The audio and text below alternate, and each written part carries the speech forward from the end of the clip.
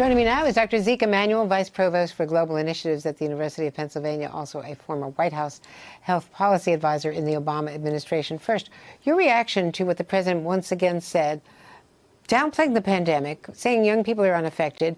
We know from Bob Woodward's book, if not from other scientists in the task force, that he has repeatedly been told that young people are not immune. So there are, 3 or 4 pieces of evidence that we need to put on the table. It is true that younger people under 18, 24, don't die as frequently. We've only had about 400 deaths in people, Americans under 24. On the other hand, 8.5% of all cases, and as you point out, we're approaching 7 million cases, so that's nearly 700,000 of those cases are in people under 18. The third point is that in people under 65, we've had 38,000 deaths. It's hardly a trivial number of deaths in younger people.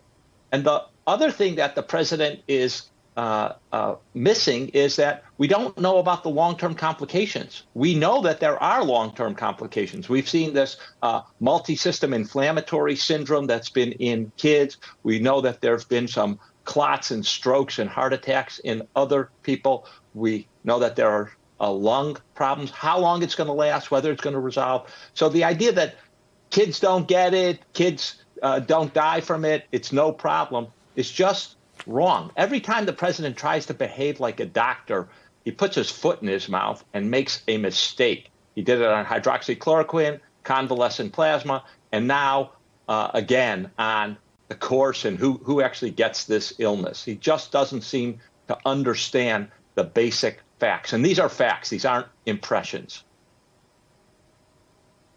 And these young people are also likely, if they're asymptomatic, to be the carriers, the people who go into bars, who are going back to college, who are partying often and can infect other people in their families or elsewhere.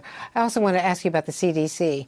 This has been established scientific guidance since fairly early on, as we were learning more, you people were learning more about the virus, that there was airborne transmission, which would mean more than 6 feet. And the CDC pulling that back, it certainly seems to be another indication of pressure from the White House, from HHS, against the CDC. Yes, this is a respiratory virus. You get it from mainly from the air. The notion that it's on surfaces and a lot of people are getting it from surfaces doesn't seem to be accurate. Hand transmission, wiping your face or something and then transmitting it that way is possible. But the predominant way is by droplets and aerosolization. That's one of the reasons we've seen pretty definitively that masks prevent or reduce the rate of transmission, reduce the number of viruses people might be exposed to.